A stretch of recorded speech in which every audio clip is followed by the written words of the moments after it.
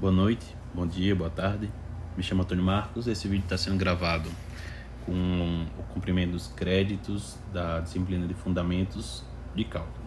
O tópico a ser abordado é o conceito de integral, que é a seção 4.1 do livro de Fundamentos de Cálculo, a partir da página 208.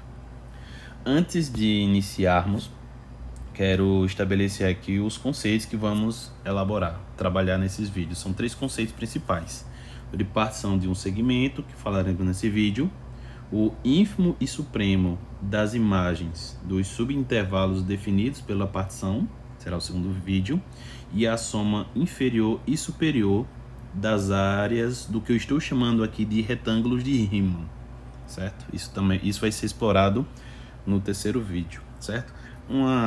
Só para dizer o que é esse retângulo de Riemann, a gente sabe que a área do retângulo normal é a base, o comprimento da base, vezes uma determinada altura. No caso do retângulo de Riemann, a base ela vai ser a largura do iésimo subintervalo definido pela partição. E a altura ela vai corresponder ao ínfimo, se a gente estiver tratando da soma inferior, ou ao supremo, se a gente estiver tratando da soma superior, da imagem do iésimo subintervalo, certo? Tudo daqui vai ser trabalhado dentro do iésimo subintervalo da partição P, certo? Mas isso vai ser mais detalhado no terceiro vídeo. Antes de continuarmos, um breve spoiler do que a gente pode encontrar como a definição de integral definida num livro de cálculo básico como o do James Stewart.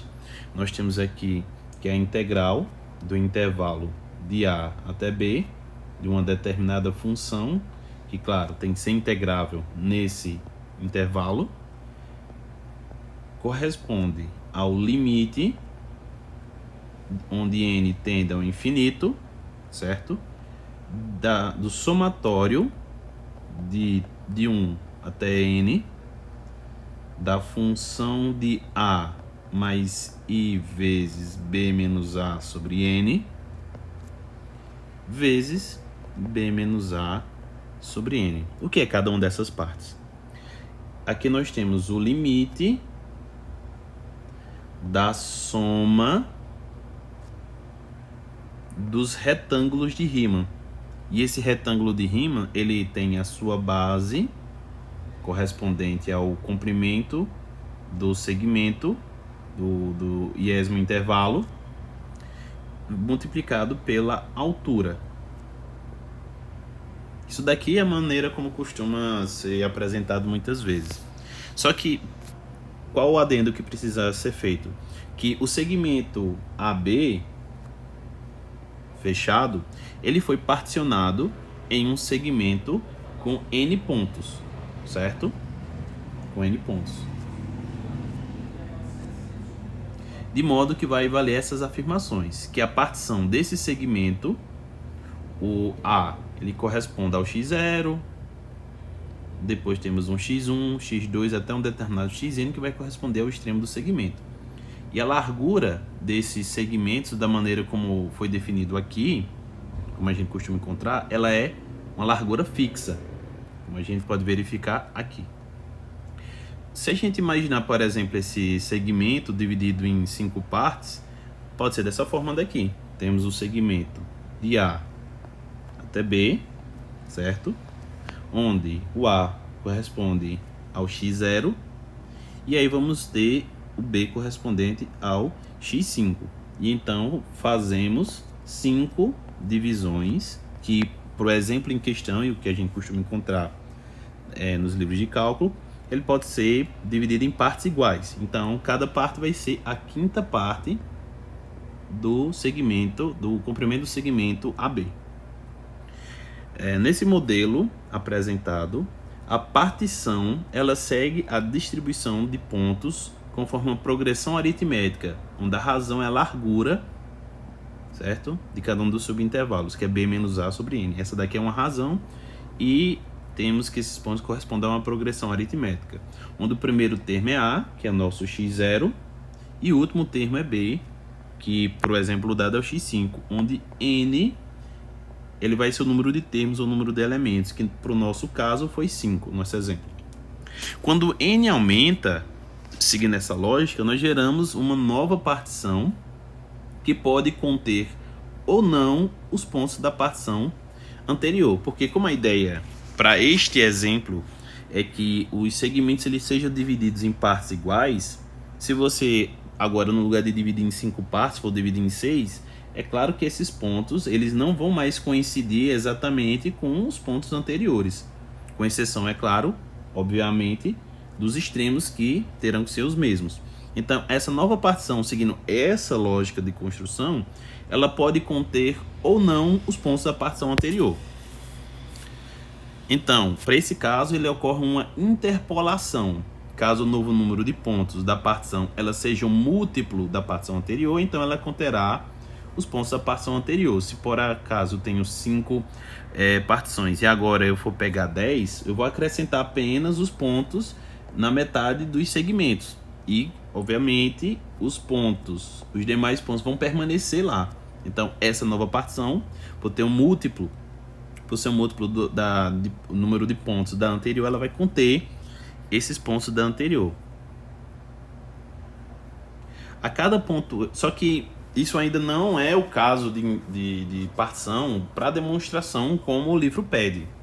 Então, mas o que é essa construção que é feita essa partição, como o livro pede? Que a cada ponto extra acrescentado a uma partição, ele tem um refinamento dessa partição. E o refinamento, ele tem que conter o anterior, o que pode não acontecer no exemplo que foi dado. Por exemplo, partindo dessa partição inicial, onde nós temos apenas os segmentos, certo? Nós temos apenas os pontos A como x0 e B como x1, são os extremos do segmento, é a nossa primeira partição. Vamos acrescentar um ponto no interior, não precisa ser exatamente no meio, pode ser em qualquer ponto dentro do segmento AB. Esse aqui nós já temos uma nova partição, onde percebam que eu renomeei o ponto B de x1 para x2, e esse ponto aqui agora ele vai ser o meu x1, claro, o A0, não tem como colocar nenhum ponto antes dele, pelo fato dele ser um extremo do segmento, não tem como colocar o ínfimo do segmento, não tem como eu colocar nenhum ponto antes dele. Então o que é que nós temos aqui? Que agora o A é o x0, x1 é um ponto intermediário e o B agora foi redefinido para x2. Se nós formos acrescentar um terceiro ponto, digamos, entre x0 e x1, vamos redefinir x1 como x2, redefinir x2 como x3, e esse novo ponto, por estar entre x0 e x1, agora ele vai ser o novo x1. Então, a partição 3, ela vai ser o A como sendo o x0, temos o x1, temos o x2 e temos o extremo B como sendo o x3. Podemos acrescentar um novo ponto entre x2 e x3. Esse novo ponto vai receber o x3 e vamos renomear apenas os pontos à direita, de x3 para x4, que é o extremo B. Aí vamos ter o A como sendo o x0, temos o x1, x2, x3 até o x4, que é o extremo do segmento. Então, esse refinamento que o livro trata, onde a próxima partição ela acrescenta um elemento, um ponto, e ela contém a partição anterior. Vamos dizer que P ele corresponda, então, a partição Q ela corresponde à partição P unida com um ponto X', onde esse X' ele tem que ser diferente de todos os pontos anteriores. É claro, para eu ter uma partição P2 que contém a partição P1, eu tenho que esse novo ponto que foi acrescentado, ele tem que ser diferente dos pontos anteriores. Caso contrário, eu vou acrescentar um elemento que já está lá, a partição permanece a mesma. A ideia é que esse ponto que eu estou acrescentando é diferente dos pontos anteriores.